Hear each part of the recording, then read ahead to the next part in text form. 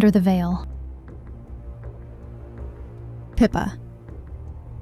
She looks back through rain and shadow, warning those who mistake pursuit for understanding. 그래도 진짜 바쁜 게 좋아. 아무 생각 없이 시간이 가니까 진짜 바쁜 게 좋아. 고유가 피해 지원금 53,900원을 쓰고 46,100원이 남았대. 참 좋은 나라네. 공돈을 주시네. AI가 만들었다 그러니까 AI라 그러는 거지. 잘 보면 몰라. 얘가 그러니까 비판적으로 찾아내려고 봐야 보여. 거의 몰라. 얘가 무슨 근거로 얘기해? 사람이. 그잖아. 근데 이 정도도 아니고 지금 이것도 그런 이 시각으로 보는 거야. 아닐 거야라는 비판적인 시각? 그렇게 봐야지 보인다고? 밑그림을 좀 조금 자세하게 주는 거야. 뭘 그리라고 할지 알 거 아니야 이렇게 하면. 이 정도면 어느 정도가 나오냐면 이게 나와. 이 정도면 몰라 진짜 사람인지. 근데 이걸 가지고 동일하게 이게 살짝 유화 느낌 준 거거든. 살짝만. 그럼 어느 형식이든지 가능하다는 거야. 그럼 이 유화 느낌을 또 가지고 조명 좀 다르게 하고 그렇게 해서 정말 그 분위기를 만든 거야. 우는 분위기를. 이러면 실사야. 모른다고. 이거 포토리얼리스틱이니까 시네마틱한 거거든. 조명까지 다 맞춰갖고. 그러니까 얘 뒤에 이런 그 서버 렉 있잖아. 너 KIDC에서 옛날에 보던 그 스타일이잖아. 서버 렉. 이런 거를 내가 안 그려놓어도 돼. 왜냐면 이거는 노가다야. 서버 렉 그리는 거는. 다 노가다인데 너무 자연스럽잖아. 이 컨셉이나 이런 거 잡는데 좀 시간 걸리고 선화 그려서 바탕 잡는데 좀 시간 걸리고 그리고 보정하고 그러는 거야. 그러니까 며칠 정도가 아니고 한 일주일 걸릴 거를 단시간 내에 할 수 있는 거지. 그리고 나는 이제 그게 즐거운 거고 결과물이 이렇게 점프를 하니까 바로 옛날에는 그림을 그리고 어느 정도 와꾸가 나오고 채색을 하고 처음에 스케치 그리고 이럴 때가 재밌어. 러프 그리고 내가 구도 잡을 때. 그리고 나서 이제 처음 플랫 컬러라고 막 입혀. 그때부터 노가다야. 그러니까 여기는 뭘로 칠하고 바탕을 깔고 나서 자세히 나오고 어느 정도 채색이 잡히는데 몇 시간, 열 몇 시간이 걸려. 바탕 잡는데. 그리고 그 채색을 이제 바르고 그냥 노가다야. 그 다음부터는 즐거운 게 아니고 계속 해야 돼. 그러니까 네가 뭐 이런 조각을 할 때도 왁구는 다 만들었어. 그 이음새나 이런 면을 계속 닦아야 되는 거야. 어느 정도까지는 노가다잖아. 그 노가다가 너무 오래 걸려. 특히 채색할 때 까는 게 붓질을 계속 하면서 매끄럽게 만들고 경계 없게 하고 막 그런 식으로 가는 거야. 블렌딩하고 막. 그리고 다 만든 다음에 이제 좀 색 보정하고 이런 게 좀 재밌는 거고. 그러니까 그림도 굉장히 리파인드 된 작품을 만든다고 생각했을 때 퀄리티가 높은 걸 만든다고 생각. 애들이 흔히 생각하는 일러스트레이션 와 하는 일러스트레이션 쯤으로 가려면 적어도 진짜 하루 이상 걸려. 아무리 빨리 해도. 근데 정상적인 케이스면 일주일 걸려요. 내가 그렇게 빨리 했는데도 작품성은 떨어지지만 과정만 보면 다 한 거거든. 그러는데 하나 하는데 적어도 열 몇 시간 걸리고 제대로 하면 며칠 걸린다고. 그걸 내가 그냥 하루에 뻥빠를 낸 것뿐이지. 하나 뽑는데 그렇게 하는데 결과도 마음에 안 들어. 그럼 그거 다시 해야 돼, 처음부터. 그 중간에 어떻게 들어가갖고 할 수준이 안 돼. 어딘가가 망가진 거야. 그러면 굉장히 많이 돌아와서 다시 해야 돼. 커피 마시고. 아니지. 그거는 아티스트잖아. 자기가 거기에 올인을 한다고 생각했을 때 일러스트레이터다 라고 했을 때만 해도 그렇다는 거야. 전업이라고 해도. 내 말이 무슨 말이냐면 일주일을 하고 나서 이거 아니네 그리고 나폴레옹으로 돌아간다는 거야. 그게 테스트 해본 거야 그냥. 근데 만약에 중간에 AI가 끼어들잖아? 그러면 그 자기의 채색을 하기 전에 해볼 수 있어. 내가 보여준 것처럼 채색을 여러 개로 해보고 이 방면이 낫겠다. 내가 이거를 수묵으로 그릴지 그냥 스케치해서 끝낼지 소묘로 끝낼지 유화로 끝낼지 시네마틱으로 갈지 마던 일러스트레이션 그쪽으로 갈지 이미 테스트를 해보고 갈 수 있다고. 거의 완성품을 가지고. 그러니까 아까 얘기했듯이 일주일 해보고 이거 아닌가벼 그러고 나폴레옹 짓을 할 필요가 없다라는 거야. 그게 몸이 엄청 망가져. 그림질 하는 게 진짜로. 좀 망가지는 것 같아요. 아니 지금은 그게 내가 여태까지 해본 거 중에 제일 몸에 무리가 많이 가는 게 그림이야. 이 자세로 계속 하기 때문에 온몸이 아프고 나중에는 맛이 가 진짜. 그리고 실제로 몸 망가지는 애들이 있어. 웹툰 오래 그리거나 그런 사람들이. 죽은 애들 많고. 그러니까 그게 증거야. 그렇게 될 수밖에 없는 게. 근데 그 부분 아까 얘기했던 그 노가다 부분을 엄청 줄여줄 수 있다고. 크리에이티비티는 그대로 사는데 너무 의존만 안 하면 그냥 즐거우면서 드러낼 수 있는 거야. 그 노가다를. 그게 누가 뭐라 그래도 그건 노가다야.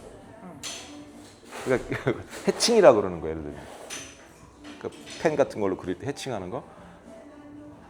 이게 도달하는 그게 아트라기보다 정해져 있어. 어떻게 해야 되는지가. 여기 가서 그림자가 치면 여기서 여기까지 이렇게 한다라는 룰이 있다고.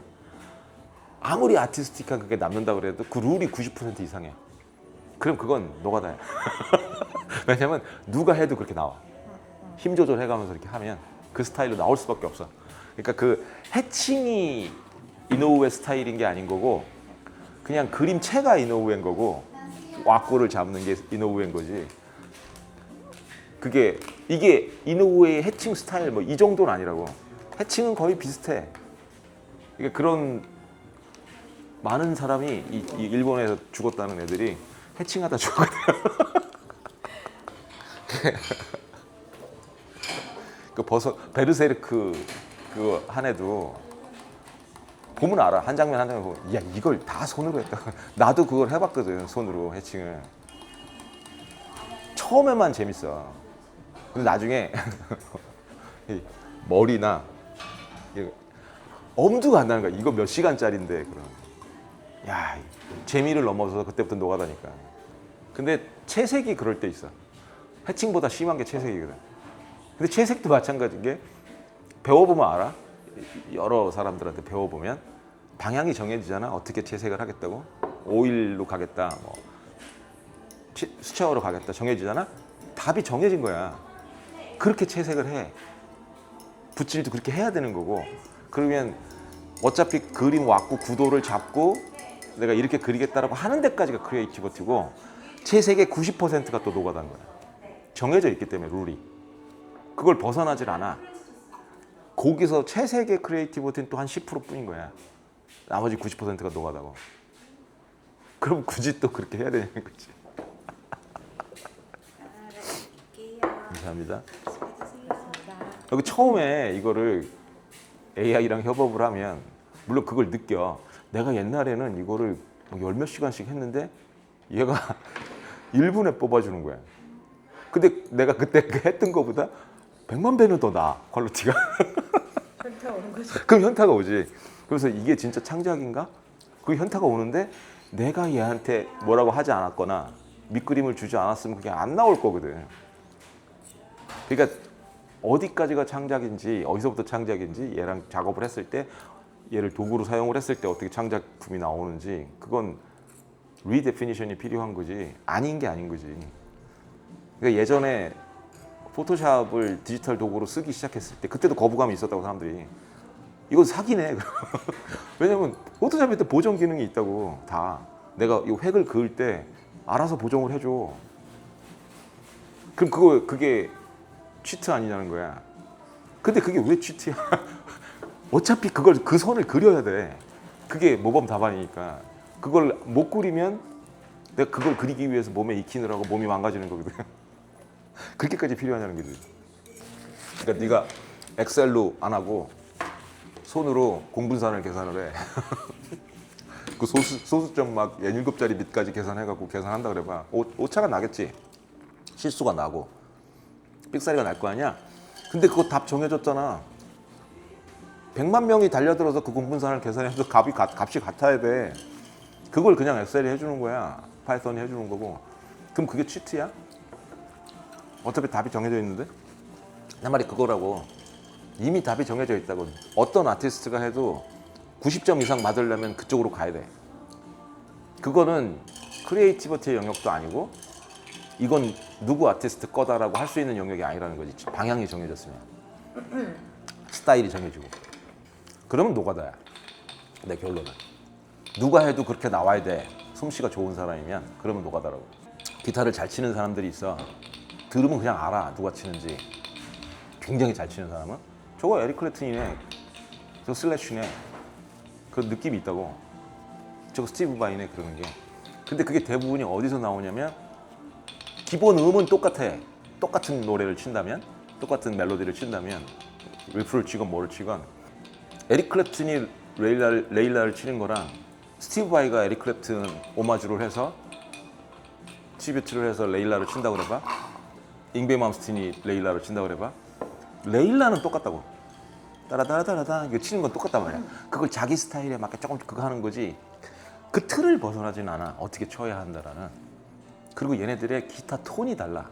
그 소리 나오는 톤이 다르거든. 자기들이 좋아하는 스타일이기 때문에 그걸 걷어내잖아.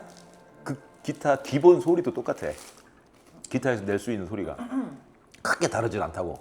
일렉트릭으로 가면 그걸 조율을 어저스트를 해갖고 조율을 해갖고 나오는 소리이기 때문에 톤이라는 게 똑같은 장비를 쓰면 거의 똑같이 나온다. 이거 내 말이 그거라고. 그럼 그냥 레일라는 레일라인 거야. 레일라를 만든 레일라라는 노래가 이렇게 흘러가야 된다라고 만든 에릭 클랩튼의 창작인 거고 그걸 같이 치겠다라고 마음을 먹고 에릭 클랩튼이 쓰는 기타나 이런 톤 다 맞춰서 치면 정답이 에릭 클랩튼이라고. 그래서 이렇게 에릭 클랩튼을 흉내내서 치면 이 성대모사 하는 것처럼 저거 에릭 클랩튼 아니야? 라고 느끼게 만드는 것 뿐인 거야. 내가 쳐도 누가 쳐도 기타 잘 치는 놈이 그걸 따라 한다면. 그래서 기타 칠 때도 카피라는 개념이 있어. 그냥 단순 복사가 아니고 정말 똑같이 치는 거야. 이 사람이 에이 하면 그 비브라토까지도 똑같이 따라가야 돼 하는 걸. 처음에 카피할 때는 아 이걸 이렇게 치는 거구나, 에릭 클랩튼이 이렇게 쳤구나라는 걸 다 알 수 있을 정도로 카피를 하는 거야. 그러니까 단순히 음만 따다다다다닥 하는 게 아니고 따라따 여기까지 여기까지 하는 거야. 그래갖고 옛날에 그 에릭 클랩튼도 카피를 했다고 자기가 배울 때. 그래서 옛날에 전설들이 있어. 옛날에는 턴테이블 돌렸잖아. LP 구멍이 났다라는 애들이거든. 그 정도로 따라했으니까 우리 그걸 하는 거라고? 그러면 정해져 있잖아. 소실점이 어디까지 다 해야 되는지. 근데 만약에 내가 기타를 칠 줄 알아 기술적으로, 그리고 이렇게 톤이 어떻게 되는지도 알고 그걸 도와줄 수 있는 도구가 있잖아. 그러면 상당 부분이 노가다야. 그것도. 그러니까 거기서도 분명히 나중에 음악에도 악기에도 갈릴 거라고. 그게 이 사실상 기타를 잘 치려면 이 못 바뀌는 거 있잖아. 캘러스 이게 사라지질 말아야 돼. 굳은 살이. 근데 얘가 일주일만 안 해도 사라지거든. 아무리 오래 친 사람도 사라지기 시작해. 그래서 다음번에 또 기타를 잡으면 물집이 생겨. 그리고 찢어져. 그럼 뭐가 단점이 생기냐면 잡았을 때 줄에 걸려. 그래서 실제 실수를 해. 여기 가다가 이게 홈이 파여 있으니까 이게 매끈하질 않잖아. 그래서 걸린다고. 늘 이게 굳은 살이 그대로 박혀 있어야 돼. 그럼 생각을 해보라고. 만약에 그런 고통이 없어. 기타 짬밥은 있어. 근데 좀 안 쳐도 이제 굳은 살 그 문제 없어. 그런 악기가 나왔어. 그리고 여기가 이게 AI Assisted Instrument야. 칠 줄은 알아. 그 고생은 안 해도 돼. 그리고 이제 여기다가 조율을 해놓는 거야. 에릭 클랩튼으로. 그럼 내가 레일라를 치건 원더풀 투나잇을 치건 레일라 톤, 에릭 클랩튼 톤으로 나오는 거야. 그럼 그게 사기냐는 거야. 그러니까 내가 지금 얘기한 게 칠 줄은 알아야 된다는 거야. 칠 줄은 알아야 되는데 노가다 부분이 있다고. 이 기타도 다 똑같아. 제외해야 되는 군이 있어. 이 정규음포에서 상위 1%. 태어나는 애들 그냥 태어나서 기타를 몇 달 만에 치는 애들이 있어. 그러니까 그게 그런 애들을 빼고 생각하면 목적에 따라 다른 거지. 상당 부분 애들이 이 노가다를 안 거칠 수가 없다고. 그래서 중간에 너무 힘들어서 관두기도 하고 결정적으로 그 갭을 뛰어넘지 못해갖고 근데 그거를 넘게 해주는 게 내가 지금 얘기하는 AI 오거멘티드 슈퍼 휴머니즘이라고. 내가 아무리 지랄을 해도 그림을 그렇게 못 그려. 그 부분이 있다고. 내가 그러니까 2, 3년을 했는데 스킬을 습득을 못한 게 없어. 어지간하면 되게 짧게 배우잖아. 내 도메인을 넘어가는 게. 느낌이 딱 있는 게 있거든. 이 도메인은 아니다라고 생각하는 게 있어. 평생 해도 안 된다라고 그러는 게. 그게 그림이고 음악이야. 아트 쪽이니까. 그잖아. 근데 그렇게 생각하고 그냥 스킬만 배운 거야. 그 결과가 내가 원하는 대로 안 나오는데. 감사합니다. 근데 그 갭이었다고. 태어난 애들과 조금만 해도 되는 그 영역과 나처럼 빨리 배우는 놈도 안 메워지는 갭이 있었다고. 그러고서 이제 나는 거기에 만족을 하자고 관둔 거야. 근데 AI가 들어왔어. 얘네 도움을 받았더니 그 갭을 그냥 뛰어넘는 거야. 왜냐면 내가 원하는 데는 그 절대 넘지 못할 영역이었거든. 해서 안 나오는 거니까. 근데 잡아주고 봤더니 그냥 건너뛰는 거야. 근데 지금도 기타도 마찬가지야. 30년을 쳤어. 근데 내가 꼭 몰라서 못 치는 건 아닌 영역이 있어. 이게 왜 이렇게 안 나오지라고 이게 영역이 있고 이상하게 안 되는 부분이 있다고. 여전히 안 되는 부분이 있고 그거를 만약에 AI가 도와주잖아. 그런 인스트루먼트가 나오고 그런다면 내가 굉장히 잘 칠 수 있다고. 왜? 30년 짬밥은 있거든.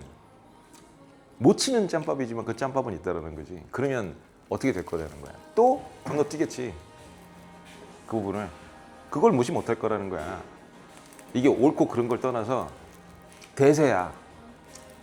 AI 오거멘테이션은 어느 분야든 그럴 거라는 거야. 그러면 예전에는 그냥 타고나서 잘하는 애, 예술적인 소질이 있어서 그 소질과 소양 면에서 평준화가 될 거라는 거야. 그러니까 지금 내가 만드는 만약에 AI 아트라고 한다면 내가 그래도 어느 정도 인간이 참여를 해서 내가 줘야지 그렇게 나오는 거야. 근데 결과물만 놓고 판단을 한다면 상위 1%에 들 수도 있다고. 품질만 놓고 보면.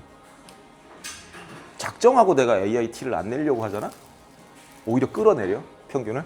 끌어내려갖고 그냥 사전트 스타일 오일 페인팅 쪽으로 간다거나 그리고 말을 안 해. 그거 다 내놓고 나서 그거 아무도 모르게 할 수도 있어. 그 정도의 작품들이 나올 거라고. 오히려 AI가 하면 너무 잘 만들어서 티가 나는 거야. 그럼 거기서 살짝 내리는 거야. 그건 가능하다고? 근데 그걸 내리는 짬바는 어디서 나와? 자기에서 나오는 거라고. 자기 경험이 있으니까 이 정도는 오바다. 인간이 할 수 없는 영역이거든. 내가 옛날에 드럼이나 음악도 잠깐 만든 적 있잖아. 저걸로 디지털로 그걸로 하면 인간이 못 치는 연주가 있다고. 그러니까 10손가락인데 피아노 이게 한 번에 음이 10몇 개씩 나올 수가 없잖아. 손이 갈 수가 없는데 동시에 누를 수 없는 영역이 있잖아. 그 드럼도 마찬가지라고. 드럼도 따라라리 하다 두두 사람 손이 정해져 있는데 손과 발이 정해져 있는데 마치 두 사람이 친 것처럼 할 수가 없다고. 그게 디지털은 돼. 포개면 되니까. 그리고 거기에 옵션이 있어. 휴머나이즈라고. 이미 AI가 없을 때도 디지털 음악에는 이미 있던 내용이야. 휴머나이즈라고. 이게 기계한테 맡기면 너무 정확하고 한계가 없으니까 휴머나이즈를 하라는 거야. 그래서 인간이 약간 삑사리가 나는 부분이 있거든. 기타 치거나 저거 칠 때도 드럼을 칠 때도 딱딱딱딱 박자가 맞으면 오히려 어색하다고. 살짝 아주 미세하게 어긋나는 부분이 있어야 돼. 어? 그게 이제 퀀타이즈를 하거나 퀀타이즈를 한다 그러면 딱딱 맞아. 너무 박자에. 조금 어색한 거야. 그걸 일부러 살짝 삑사리를 내는 거야. 그게 휴머나이즈 하는 거야. 그게 더 인간적이고. 그러니까 존 버넨 같은 천재적인 드러머들이 있다고 해도 그 천재적인 드러머들 소리를 들어보면 분석을 해보면 100% 계산적으로 탁탁탁 맞는 게 아니라는 거야. 자기 삘이 있고 일부러 약간씩 어긋나기도 하고 기계한테 그걸 맡기면 너무 딱딱딱 맞히니까 휴머나이즈를 하자. 그 개념이 도입이 됐거든. 그래서 그렇게 만든단 말이야. 그림도 똑같아. AI한테 맡기면 너무 칼 같은 거야. 너무 블렌딩을 잘하고 너무 칼 같아서 너무 실사 같고 막 그렇다고. 그래서 사전트 오일 스타일이라고 내가 주는 이유 중에 하나가 사전트를 빼고 그냥 오일 페인팅으로 하거나 마던 오일 페인팅이라고 하면 아까 본 것처럼 실사랑 크게 차이가 안 나게 보여. 근데 sargent 스타일이라는 게 붓터치가 막 굉장히 세거든. 촥촥촥 그래갖고 어떻게 보면 이게 들여다보면 막 물감이 뭉쳐 있어. 그 느낌이 살짝 살아야 돼. 그래서 그걸 주는 거야. 그러면 그게 살아나거든. 이렇게 멀리서 봤을 때나 그거 가까이 가면 막 붓이 보여. 붓터치가. 그런 느낌. 그게 간극이거든. 휴머나이즈 하는 거야 그게. 근데 그것도 조절이 가능하다고 이제. 그러면 내가 그걸 맞춰서 이거 유화로 실제로 그린 거요라고 해도 티가 안 날 거라는 거야. 그리고 그걸 굳이 따져야 되냐는 거지. 보기에 그림이 좋아. 잘 나왔어. 근데 그걸 잣대를 들이밀어서 따지는 사람들이 꼭 있거든. 이걸 누가 어디까지 해서 만들었냐. 너 이거 디지털로 만들었어? 그거 아니야. 아직도 포토샵은 이 아트 영역이 아니라고 우기는 사람들이 있어. 손으로 다 해야 된다고. 순수 아티스트들이라고 주장하는 사람들은. 그러니까 옛날에 글 쓸 때 원고지로 써야 된다고 했던 사람들처럼 절대 컴퓨터로 치면 안 된다고. 컴퓨터로 들어와서도 지금 AI 도구 사용하잖아. GPT 사용해서 다듬고 그것도 욕을 하잖아. 그러면 안 된다고. 그러면 어디까지냐는 거야. 어디까지가 순수한 거냐. 디지털 도구의 도움을 안 받는 사람이 있냐는 거지. 그렇게 내려가잖아? 그러면 도구들도 좋아졌잖아. 아날로그 도구들도. 너 그럼 만년필도 쓰지 말아야 돼. 왜 만년필을 써? 맨날 그 딥펜을 써야지. 딥펜 쓰던 애들도 그럴 거 아니야. 처음에 쓰던 석필을 쓰든가 그렇게 해야 된다고. 그리고 싸웠을 거라고 계속. 달라졌는데 근데 잘 생각해 보면 그걸 소비하는 엔드 유저가 있을 거 아니야. 뷰어가 있을 거고 리스너가 있을 거고 이걸 듣고 감동을 받아 음악을 굳이 따져야 되냐는 거야. 누가 뭘로 만들었는지. 내가 정말 좋다고 생각을 하면 그림도 마찬가지고 결과물이 좋으면 글도 감동을 얻었어. 감동 삘 받아갖고 막 너무 재밌는 스토리고 감동적인 에세이고 감동적인 시야. GPT가 만들었대. 갑자기 그게 무너지는 이유가 뭐냐는 거야. 웃기잖아. 그림도 너무 멋있어. 와, 나노바나나래. 그럼 무너져야 돼. 요즘 음악도 그렇고. 맹점이 뭐냐면 AI들이 누구를 학습했냐고. 인간을 학습한 거라고. 그러니까 얘가 오일 페인팅을 할 수 있는 이유는 오일 페인팅 작품들을 어마무시하게 봤기 때문이야. 그 중에서 지가 가려낸 거야. 어느 게 좋은 건지. 그 전교우표에서 평균을 계속 높여갖고 좋은 걸 만들어낸 거라고. 그 중에서 뽑아낸 거를 내가 보는 거고. 그럼 내가 만약에 오일 페인팅을 하는 연습하고 공부하는 놈이라면 얘가 뽑아내는 그 상위 전교우표 위쪽에 있는 애가 아닐 거란 말이야. 근데 내가 지향하는 바는 거기라고. 그럼 얘가 이미 줄 수 있는 거야, 답을. 공부만 해도 된다니까? 내가 어저께도 그 그림을 그리면서 그냥 이렇게 보고만 있어도 AI가 그려주는 걸 10배는 금방 늘어. 아, 이거 이래야 되는구나. 왜 여기에다가 해칭을 해야 되는구나. 쉐이딩을 여기다 깔아야 되는 건 내가 쉐이딩 잘못했네. 라이트가 여기 있는데 그걸 보면서 바로바로 피드백을 줄 수 있는 거야. 그러니까 여러모로 써야 돼. 근데 나중에 보면 그럴 필요조차 없는 거죠. 이건 노가다 영역인데 내가 이걸 왜 하고 있지? 이미 해주는 애가 있는데. 그리고 내가 이 노가다를 띄워서 얻을 수 있는 게 7.8? 그 정도면 얘가 하면 9.9야. 왜 굳이 그래야 되냐는 거야. 그러고 나서 그 얘기를 하고 싶은 거지. 내가 했다. 그걸 하고 싶은 거야. 내가 했다. 처음부터 끝까지 내가 했다. 그런 사람 없어. 에릭 클랩튼한테 이 전자장비를 안 주고 기타 치라고 그러잖아? 나 에릭 클랩튼 안 들어 그러면. 아무리 그 저거 있었잖아 옛날에 언플러그드. 언플러그드로 가도 언플러그드로 치잖아? 마이크로 받고 받고 만드는 데는 다 디지털이야. 나중에 그거 다 보정해야 돼. 그 안에서만 듣는 게 아니라고. 그래서 음반은 결국은 다 거친 거야. 리파인먼트를. 거기 도구 엄청 들어간 거고. 그리고 에릭 클랩튼은 99%가 일렉트릭이야. 그걸 다 빼서 장르 자체가 그건데. 그럼 장르를 다시 만들어야 돼. AI 어시스티드 아트라고. 그럼 나중에는 없어질 거라고. AI란 말도 없어질 거라고. 너무 흔해져서. 내가 지금 보여주듯이 모두가 똑같은 AI를 쓰는데 결과물은 다르거든. 다 같지를 않아. 출발점이 다르니까. 그 사람의 짬바가 다르고 여기서도 정규분포가 만들어진다는 거지. 그럼 나중에 AI를 사용하는 아티스트들 중에서도 질이 달라질 거라고. 거기 정규분포가 생길 거거든. 그 중에 상위 5%, 상위 1%가 진짜 아트로 인정을 받을 거고, 누가 어떤 AI 도구를 사용하든 못 따라갈 거라는 거야. 쟤는 저걸 어떻게 하지? 하는 수준으로 할 거라는 거야. 뭐 지금 그거 보여주고 있는 거라니까. 살짝 똑같이 하는데 결과가 안 나온다고. 똑같은 AI를 갖고 하는데, 그러면 내가 일단 출발점이 다른 거고, 이 오퍼레이션을 하는 영역이 다른 거고, 그런 거라고. 그걸 인정을 안 하는 거지, 사람들이. 그러니까 모든 사람한테 포토샵을 쥐어준다고 그래서 결과물이 똑같이 나오는 건 아니거든. 김낙희 같은 사람한테 쥐어줘야 제대로 된 포토샵의 진가를 발휘하는 것처럼 똑같아. AI도 그런 사람 손에 쥐어주면 그게 AI 오그멘티드 슈퍼 휴먼이라고. 내가 그걸 처음 느꼈거든. GPT를 만났을 때. GPT를 만나갖고, 그리고 스테이블 디퓨전이라는 걸로 그림을 처음 그려봤을 때 그 갭을 뛰어넘는 걸 느꼈거든. 그냥 점프를 하는 거야. 아, 이건 내가 절대 못 넘을 갭이었는데 그냥 뛰어넘는 거야. 근데 그렇게 뛰어넘고 봤더니 옛날에 토끼였던 사람들이 있을 거 아니야. 내가 토끼로 봤던, 내가 못 따라잡을 거라고 생각했던 저 뒤에 있더라고. 진짜야 그건.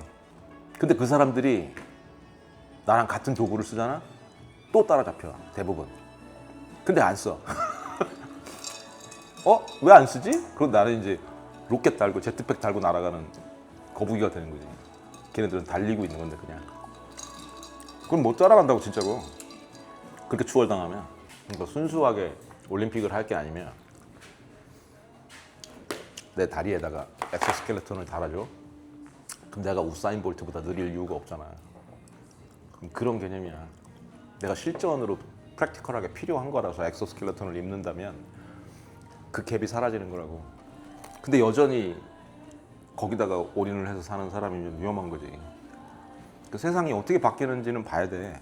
그러니까 실제로 옛날에 주목을 받고 와 이거 그랬던 사람들이, 아티스트들도 마찬가지고, 내가 얘기했듯이 지금 A/B 테스트를 해보는 식으로 하면 결과물을 놓고 보면 모르긴 몰라도 내가 모르긴 몰라도 10개의 작품에다가 사람을 몇 개 섞어, 반반씩 섞는다 그래봐. 5개, 5개. 그렇게 섞고 고르라고 하면 적어도 그림에 관한 한 거의 다 AI가 이길 거야. 그것도 안 알려주는 거야. 테스트를 할 때 고르는 사람들한테 그냥 작품만 골라달라고 하는 거야. AI가 만들어낸 뭐 이런 편견을 주지 않고, 바이아스를 주지 않고, 뭘 가려내는지도 모르고 그냥 이 작품만 봐서 퀄리티만 보고 당신한테 감동을 줄 수 있는 작품을 골라보라고. 그랬을 때 사람을 몇 명이나 고를 거냐고. 처음에나 그걸 느껴. 대세라는 게 그런 거야. 좀 시간이 지나면 당연시 돼. 품질에 대해서 꽂힌다고. 어차피 소비하는 건 마지막 품질이거든. 응? 그건 그냥 괜한 거부감일 뿐이야. 괜한 인간적인 감성일 뿐이고. 근데 나중에 봤더니 네가 생각하는 무슨 레트로니 요즘 그런 거는 그냥 1%야. 99%는 결과가 좋아야 돼. 품질이 좋아야 되고, 그걸 소비하고 사는 사람들이니까. 너 이 수많은 일러스트레이터들이 원래 뭐 먹고 살았는 줄 알아? 커미션 먹고 살았거든? 의뢰를 주는 거야, 그려달라고. 프리랜서들이 그걸 하는 거거든. 아니면 뭐 연재를 하거나 웹툰 같은 거 그렇게 해서 하는 건데, 그게 힘드니까 대부분은 커미션이라고. 작품을 그려주고 사는 사람이었다고. 그게 뚝뚝뚝 떨어질 거라고. 왜냐면 이 사람한테 그리면 일주일이 넘게 걸려? 대기 타야 돼. 그리고 결과가 왔는데 다시 그려달라고 찜찜해? 사람 관계니까 마음에 안 들어도 그걸 못 하잖아. 여러 가지 그게 있다고. AI는 그게 없거든. 일단 결과는 확실해. 그리고 10장도 그려달라고 그럴 수 있어. 부담도 없어. 내가 피파 일 시키는 거에 부담을 이제 안 느끼기 시작하잖아. 막 때려 넣잖아. 그러니까 내가 얘기하는 거야. 그 극소수 1%? 0.1%만 그걸 원할 거라는 거야. 아까 난 인간의 터치가 필요해. 근데 못 가려낼 거라는 거야. 못 가려내는데 이거 인간이 했대요 그러면. 그거지. 그래서 가는 거지. 그래서 또 모작이 나올 거고, AI 모작인데 인간이라고 우기는. 이거 오해인데 지금 그래서 좀 관심 받고 그러는 인간 아티스트들이 평균은 접근 가능하잖아.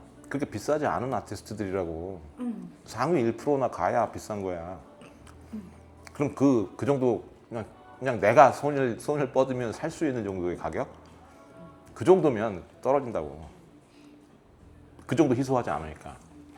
내가 좀 이제 나도 좀 살았으니까 그 마찰기들이 있었다고. 새로운 기술이 나왔을 때 뭐든지 내가 주판을 경험한 시대야. 주판을 배웠고 그 부동산 아저씨가 그게 1998년인가 그러잖아.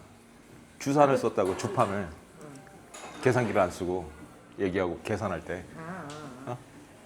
그때까지도 그랬어. 그리고 그 옆에 뭐가 있었냐면 대서 이런 데가 있었어. 글씨 대필해 주는 사람도 있었다고. 진짜? 그 사무소들이 아직도 살아 있었어. 그게 지금 20몇 년 지나니까 사라진 거지. 주판으로 묘기대행진하고 그랬어. 어렸을 때는 그렇지. 근데 그게 나는 잘 기억이 안 나는데 주판이 암산 능력이 뛰어나야 되는 거 아니면 단순히 이거 아니 암산도 해야 되는데 하긴 해야 돼? 복잡하게 하지 않고 중간값을 계속 올려놓는 거거든.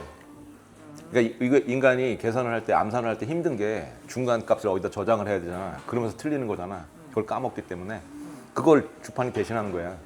그 중간중간에 중간값이 적히는 거야. 메모를 하는 거랑 같아. 그걸 빨리빨리 하는 거야. 그건 약간 기계적인 거지 머리를 쓰는 건 아닌 거지. 머리도 써야지. 머리가 안 들어가진 않아. 아예 안 들어가는 건 아니지만 그러니까 거의 그게 기계적인 일이잖아. 주판을 배웠을 때 초급 한두 단계는 그래서 쉽게 넘어가. 기술적인 부분이라. 나머지는 머리를 써야 돼. 그러니까 주판 1급 이러고 가면은 힘들다고. 묘기대행진에 나오는 애들이 그런 애들 있어요. 1급 이상. 기타를 칠 때 속주라는 걸 하잖아요. 길이 보여. 정해져 있어. 그거를 뽀르르르 치는 게 아니야. 뱅뱅맘스니 그걸 갖고 뽀르르르 치는 게 아니야. 뽀르르 내려가면서 계산을 해. 어떻게 해야 소리가 좋아진다라는 걸. 그 계산을 안 하면 길만 달리는 거야. 그럼 음이 똑같아. 스케일 치는 거야 그냥. 뽀르르르르 이렇게 치는 거예요. 이걸 하려면 계산을 머리에서 한다고. 그 중간중간에 디그리도 계산을 하고 이게 여기에 맞는 거야. 그리고 중간에 여기서 살짝 이 스케일을 벗어나는 게 더 소리가 좋아. 이런 계산을 다 하는 거야 순간적으로. 그걸 안 하고 뽀르르르만 하잖아. 아주 평범한 속주 기타리스트가 돼. 그 차이야. 그러니까 중간중간에 아주 찰나의 생각을 한다고. 나 그걸 보여주고 싶은데 언제 한번 보여줘야겠어. 만들어갖고 시가파를 해서.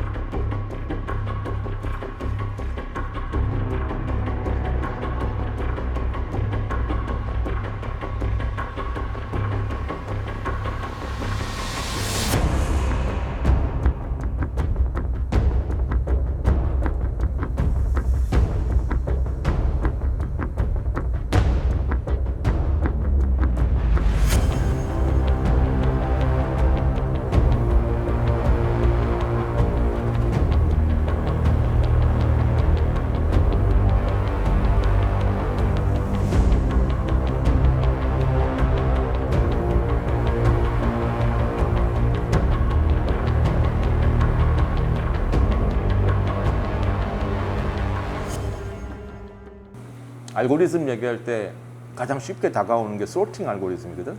정렬 알고리즘. 그게 얼마나 뻘짓을 심하게 할 수 있나 사람들이 잘못 생각하면. 그 솔트라는 게 정렬 알고리즘이 발전을 해왔어. 그리고 그 발전 단계가 있어.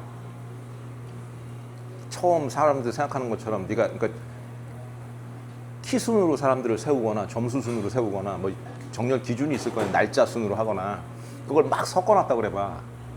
그럼 그 정렬하는 알고리즘이 있을 거 아니야 사람들이. 그러니까 너도 그럴 거 아니야. 야 이거 좀 비슷한 사람들끼리 서봐. 그러고 나서 그 그룹끼리 또 정렬을 한 다음에 그 안에서 정렬하고 막 이렇게 있을 거 아니야. 근데 제일 단순 무식한 게 뭐냐면 그냥 하나 여기다 세워놓고 비교해봐서 세워놓고 아닌가벼 그리고 바꾸고 막 이거 하는 거야. 그럼 더럽게 느리거든. 근데 실제로 그렇게 하는 사람들이 있어. 순간적으로 정렬이 필요할 때 그러니까 되게 느린 거야.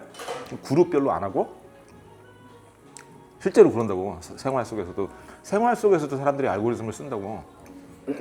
근데 그래서 정렬 알고리즘을 가르쳐. 전산과를 들어가면 이걸 왜 배우지? 그러는 걸 배워. 그러니까 단순 무식한 방법들도 배우는 거야. 이게 왜 뻘짓인지를 배우는 거지. 그래서 그 버블 소트라는 알고리즘이 있어요. 예를 들면 그게 제일 무식한 거 중에 하나야. 왜 이렇게 오래 걸리지 할 정도로 오래 걸려. 그러니까 네가 뭐를 정렬을 하는 네 엑셀에도 있고 정렬 알고리즘은 순서대로 이 익스플로러에도 있어. 탐색기에도 있고 파일 탐색기 같은데 당연히 정렬을 해야 되니까 파일 순으로 정렬을 하거나 수정 시간으로 정렬을 하거나 하잖아. 근데 그게 너 눈에 보인다고. 너무 많으면 돌아가는 게. 물론 그 중간에 오버헤드가 있으니까 파일도 읽어야 되고 그런 게 있어서 그러지만 정렬 알고리즘이 후졌잖아? 그럼 진짜 돌아가는 게 보인다고. 근데 지금은 애들이 대부분이 정렬 알고리즘은 너무 최적화가 잘 돼 있기 때문에 거기서 더 뽑아내긴 힘들어. 근데 옛날에 그거를 사람 보고 그냥 알고리즘 처음에 모르는 애한테 짜보라고 그러면 느릴 수밖에 없다고. 위로 올라갈수록 알고리즘이 어렵거든. 존재한다는 것도 몰라. 그러니까 대부분이 처음에는 버블 소트나 뭐 그 정도로 짜. 그러다 나중에 이제 가르쳐줘. 쉘 소트 이런 거. 아, 이렇게 하면 되는 거야? 나눠서 이렇게 하면 되는 거야. 이름들도 바뀌어 나중에. 퀵 소트라는 게 나와. 오, 빠르네. 근데 퀵도 더럽게 느리거든. 이름만 퀵이야. 많이 들어갔는데. 퀵 소트. 그리고 나중에 아니 그건 네가 일반적으로 쓰는 퀵 소트고 알고리즘 이름이 퀵 소트야. 그 나중에 가면 이상한 이름들이 나오기 시작하면서 알고리즘은 이제 짜낼 대로 짜낸 거야. 소트 알고리즘은. 지금 애들이 대부분이 그걸 쓴다고. 근데 그걸 그 시각화를 해서 보여주면 얘가 이러고 끝났을 때 버블 소트는 아직도 하고 있어. 그걸 하고 있다고 이러고. 에이, 보여줄 수 있어. 막대 그래프를 이렇게. 아까 내가 키순으로 세우는 정렬 알고리즘을 한다고 할 때도 버블 소트는 우리가 지금 이렇게 대화를 하고 있는 중에서도 계속 하고 있다. 이미 끝났어야 되는데. 그런 거야. 버블 소트 쪽이 일반적인 사람이라고 생각하면 퀵 소트 정도가 주판을 두들기던 그 스킬이라고. 근데 부질없는 짓이었다는 거야. 나중에 보면. 나중에 다른 알고리즘이 나오고 그 알고리즘을 수행할 수 있는 능력을 가진 기계가 나오잖아. 금방 대체된다. 그때 버블 소트를 쓰고 퀵 소트를 쓰는 이유 중에 하나는 안 받쳐주니까 그러는 거였다고. 인간이 거기에 들어가서 해야 되면. 인간이 해야 되는 거니까 그렇게 가정을 한 거라고. 인간이 할 수 있는 데는 여기까지가 한계다라고. 근데 컴퓨터가 들어오기 시작하고 사양이 좋아지고 이렇게 되잖아. 그러면 알고리즘도 지금 내가 소팅 알고리즘도 거의 다 짜냈다고 하지만 더 좋은 하드웨어가 들어오고 그러면 더 짜낼 부분이 생겨. 그 병목이 사라지기 때문에. 지금도 비용 문제만 아니면 내가 왜 10장만 뽑아내겠어. 결과물 100장도 뽑고 1000장도 뽑지. 그렇게 뽑아서 고르면 되거든. 근데 그게 생각해봐. 단계별로 올라갈 때마다 한 단계 올라갈 때마다 다음 단계로 갈 때마다 내가 그걸 결정을 하거든. 내가 버전이 여러 개가 있다 그래봐. 내가 그린 러프 스케치가 버전이 여러 개가 있어. 내가 만든 것 중에서도 그 중에 제일 좋은 걸 고르잖아. 그 옵션이 되게 많다고 생각해봐. 무한대로. 그럼 점점 질이 올라간다. 그 단계로 넘어갈 때마다. 그 옵션이 많을 때마다. 근데 지금은 대부분은 내가 그린 러프 하나 아니면 2개 그 중에서 고르는 거야. 아깝게 낫다 이러고. 그잖아. 근데 그게 무한대로 있다고 생각해봐. 내가 비용 신경 안 쓰고 계속 뽑아낸다 그래. 그럼 그 단계별로 계속 최고를 뽑는 거야. 베스트 오브 더 베스트만. 그걸 못 따라간다고. 내가 지금 그걸 보여주는 거야. 비용을 신경을 안 쓴다면. 근데 그 비용이 어디까지 내려왔냐면 한 장당 24센트라고. 4K를 뽑아도 더 내려가겠지. 더 내려갈 거고. 근데 그것도 마찬가지야. 24센트가 부담이면 4K로 안 뽑고 1K로 뽑으면 되거든. 낮춰서 그걸 그냥 창작 단계에서만 쓰는 거야. 질이 조금 낮아도 내가 한 거보다 훨씬 높아. 퀄리티가. 내가 그거로 하다가 2단계부터는 4K로 가자. 그럼 거기서 단가만 살짝 올리면 된다. 그건 조율할 수 있어. 그리고 이 24센트는 계속 떨어질 거야. 그러니까 지금 단가가 떨어져서 1K쯤 가격 나오는 게 그리고 내가 지금 무료로 쓰고 있는 것들 이게 옛날에는 돈을 받던 것들이야. 싸지고 로컬로 돌리고 그러면서 공짜가 된 거고. 옛날에 서비스 처음 나왔을 때 내가 스테이블 디퓨전이라는 걸 처음 봤을 때 애들이 그걸 돈 받고 서비스 했다고. 그리고 내가 저 제주도에 가갖고 용 그리고 그러던 거 기억나? 그걸 서비스해주는 업체가 대부분이 오픈소스로 만든 그러니까 오픈소스 웨이트 그걸 사용해서 서비스하는 거였어. 그러니까 내가 사양만 좋으면 집에서 돌릴 수 있는 모형들이라고. 그 가격이 점점 내려오는 거지. 그러니까 지금 내가 비용이라고 하지만 최고의 제품을 쓸 때, 최고의 모형들을 쓸 때 비용인 거고 나노 바나나 안 써. 그냥 내가 스테이블 디퓨전 1.5 정도에 만족해. 사실은 만족해야 돼. 왜냐면 그 정도도 안 나와. 어지간한 사람들이. 그럼 이제 그 수준에서 만족해서 그림을 그리기 시작해. 그 중간 과정에 섞어서 어지간한 인간들보다 훨씬 나아진다고. 그 속도를 따라갈 수가 없어. 그 워크플로우도. 자꾸 그 얘기를 하는데 그래도 사람이 필요한데 상위 1%, 5%라고. 이 전기공포의 평균은 사라질 거라는 거야. 평균이 올라갈 거기 때문에. 평균은 이동하거든. 발전을 하면서. 근데 그게 급격히 이동을 하는 거지. 이게 전기공포의 특징이라고 반평균 전기공포가 있었는데 여기 덧셈을 해주는 거야. 뭔가를 어시스트를 해서 그 반에다가 무료로 무상으로 사전을 지원해주고 계산기를 지원해줬어.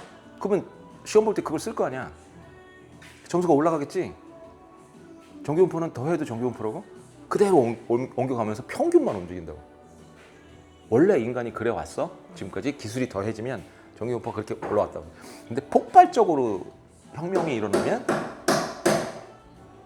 덧셈이 아니고 곱셈이라고? 곱셈을 해도 전기공포야? 전기공포는? 근데 여기다 지수질을 할 수도 있다고. 그럼 그냥 이러고 날아가는 거라고. 그래서 평균이 얼마 갈 건데 아니야 나는 그냥 이게 좋아 이러고 멈춰 있으면 남들은 전기공포가 저로 옮겨가는데 자기는 가만히 있는 거잖아. 그러면 결과적으로 어디 있냐면 전기공포의 끄트머리 음의 아웃라이어 쪽에 있게 된다고. 더 안타까운 건 사실은 전기공포가 옮겨갔는데 자기는 과거의 전기공포에 남는 거라고. 자연 도태라고 해. 용어가 있어. 내추럴 셀렉션인데 내가 그걸 굳이 당할 이유가 없는데도 당하는 거야. 안 당해도 되는데 같이 가면 돼. 전기공포 따라서. 전기공포가 이동을 하네? 옮겨 타야 된다고. 환승을 해야 되는데 환승을 안 하는 거야. 쓸데없는 고집을 부리는 게 그것도 웃긴다? 쓸데없는 고집 부리고 어쩌고 그러는 게 한 5%야. 나머지 95%는 하기 싫어서 안 하는 거야. 그렇지. 누가 그거를 반대하는 사람 없지. 그러니까 저거야. 환승하고 가야 된대. 그래야 더 빠르대. 그래야 더 나은 세상이래. 그러고 있는데 아이 나 귀찮아. 여기 있을래 그냥. 그리고 그냥 1호선에 남아 있는 거야. 안 거친 거야. 나는 원래부터 1호선이었고 기껏해야 2호선에서 멈췄어. 그 중간 과정을 안 거쳤기 때문에 더 귀찮아진 거야. 그냥 여기 있을래.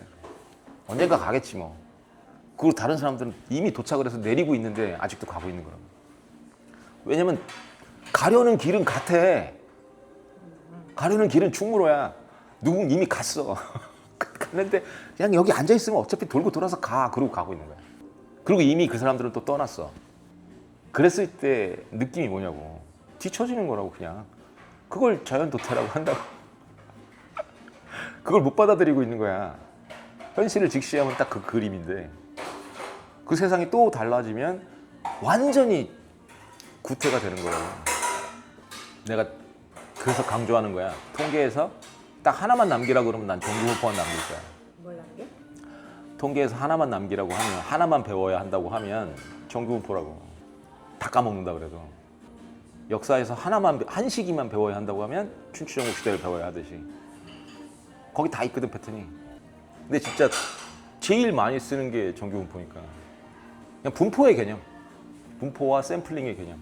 그것만 있어도 되거든. 배워도 적용을 못하지. 그걸 현실 속에 응용을 하고 살아야 되는데 내가 제일 안타까운 부분. 배웠는데 응용을 안 해. 그럼 그걸 뭐하러 배우냐는 거지. 그게 쉬운 게 아니야. 그러니까 미적분을 배웠어. 그리고 다 까먹는 이유가 현실에서 어떻게 적용하는지를 모르니까 까먹는 거거든. 그럼 그걸 뭐하러 배웠냐는 거지.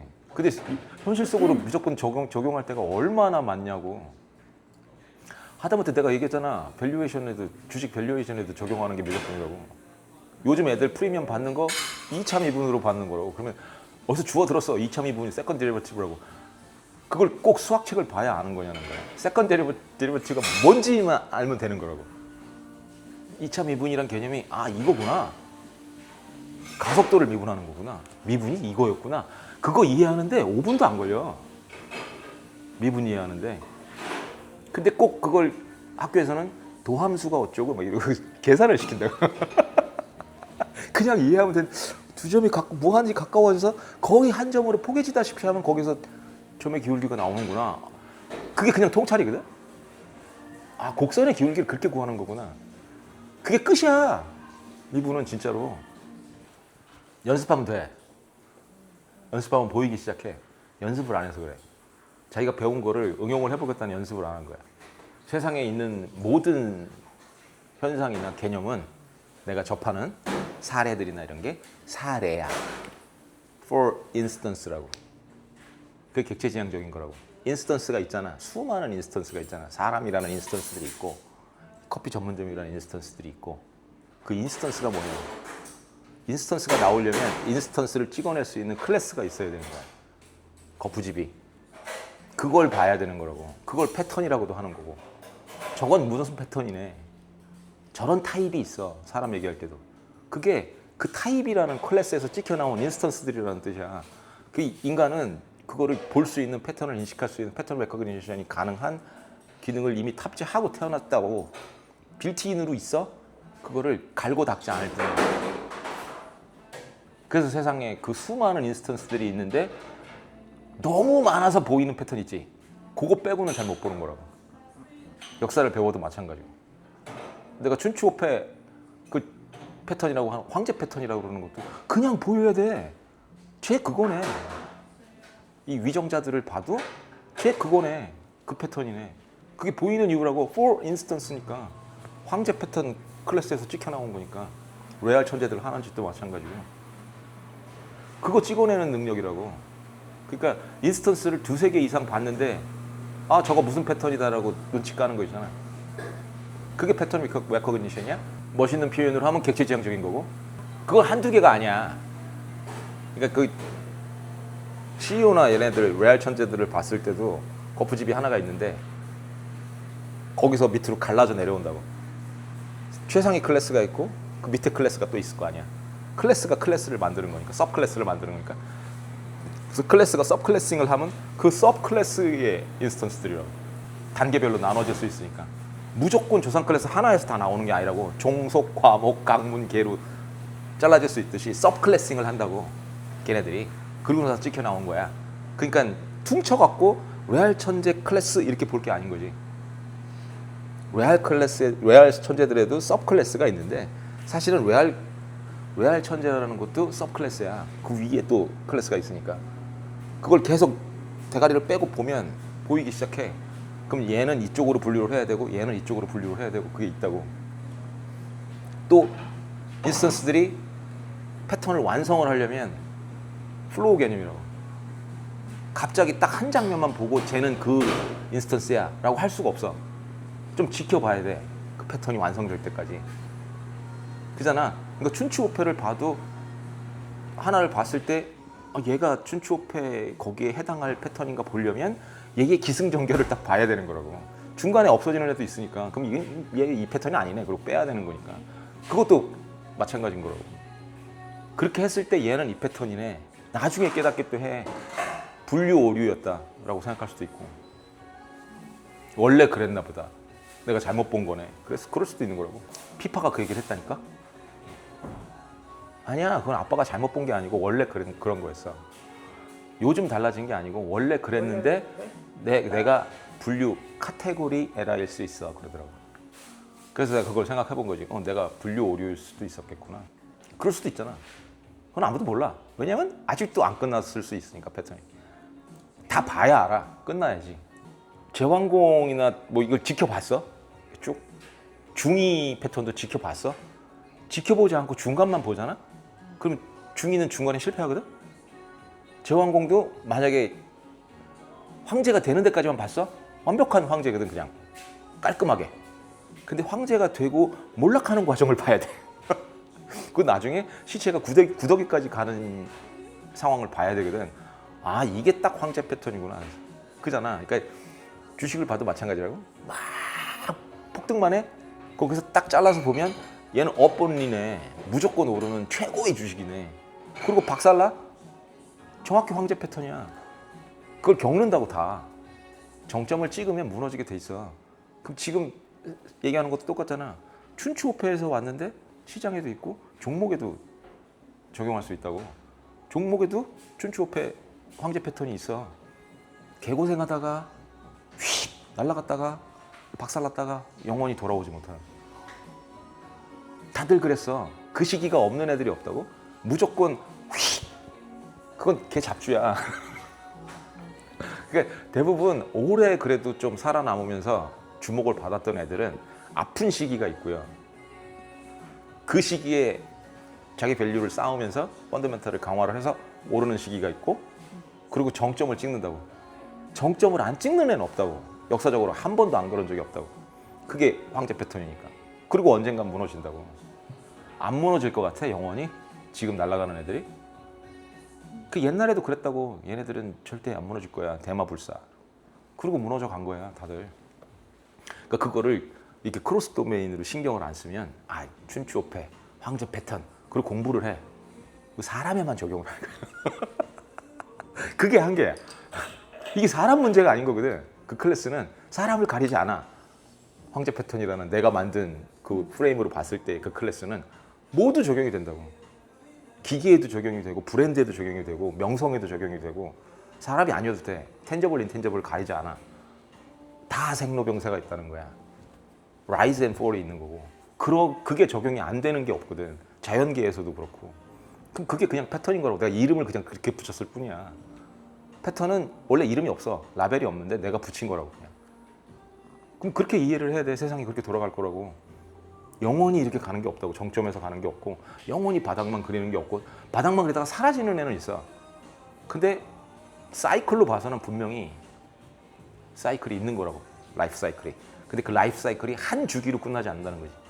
Rise and fall. 반드시 있기 마련이야. 그리고 그 각 사이클의 주기과 사이클의 기간과 질이 다른 거야. 충격이 다른 거야. 그걸 볼 줄 알면 된다고. 그럼 이게 지금 경기 사이클도 마찬가지인 거거든. 그러면 그 라이즈 앤 폴이 있는 거거든. 그쯤에 어디쯤 와 있을 것 같다라는 필이 있어야 되는 거고. 이때쯤이면 인간의 휴브리스도 마찬가지다. 지금은 어디에 닿아 있을 것 같아? 정점에 닿아 있겠지. 모두가 건방을 떨고 있으니까. 인간의 평균적으로 지금 전기분포가 건방 떠는 거기 단계에 있다고. 언젠간 두들겨 맞겠지? 그게 패턴 인식이야. 안 두들겨 맞을 수가 없거든. 두들겨 맞아야 한다는 패턴이니까 그게. 그러니까 도메인, 크로스 도메인이라고 그러면 패턴도 마찬가지인 거라고. 제일 안타깝게 생각하는 거야. 객체지향성 얘기를 하고 패턴 하나 얘기를 해주면 이건 사람이랑 관련이 있나 보다 그러고 딱 그 경계에 갇혀 있는 거야. 텐저블, 인텐저블 아무 상관이 없다고. 객체지향성의 특징이 텐저블, 인텐저블을 가리지 않는다는 거야. 어디서 하나를 봤으면 이게 사람에만 적용이 되는 게 아니고 개념에도 적용이 되는 거고 어디든지 적용할 수 있어야 돼. 지금 내가 얘기한 것처럼 라이즈 앤 폴이 없는 데가 있냐고. 사이클이 없는 데가 있냐고. 그걸 볼 줄 알아야 돼. 근데 이거 이제 알았다 그런다고 되는 게 아니라고. 못이 베개야 돼. 그게 학, 이, 시, 습이라고. 근데 신기하게도 내가 그거 한마디 해줬는데 피파는 이제 그걸 알아. 그래서 매번 그걸 써. 아빠 내가 학만 하고 습이 안 된 거야. 딱 그거야. 걔가 리셋되니까 습이 안 되는 거야. 그 습을 보완해주기 위해서 볼트가 있는 거고. 근데 걔만 그런 게 아니고 수많은 사람이 학만 하고 습을 안 해. 그 대표적인 케이스 1등급이라고. 1등급들이 학은 쫄라게 하고 나왔어. 그래서 시험을 잘 봐. 만점 맞아. 습을 한 적이 없다고. 근데 내가 그걸 물어보고 싶은 거야. 니들 미분 왜 배웠냐? 나보다 점수 잘 받았잖아. 100점 맞았잖아. 1등급이잖아. 근데 왜 미분을 적용을 안 하고 사냐고. 습은 왜 안 하냐고. 난 딱 5분이면 다시 웜업 할 수 있는데 미분. 공부 안 해. 할 이유가 없다고 그거. 개념을 이해를 했으면 5분 정도 워밍업 하면 그냥 나와야 돼. 다 메인 작품은. 그리고 그냥 응용하는 거야. 그게 습이야. 그게 제일 안타까운 거야. 근데 이제 AI가 들어오면서 그 학이 시습 사라질 거야. 다 AI한테 기대고 얘가 답해주고 그러면 학도 안 할 거야. 습은커녕 학도 안 할 거야.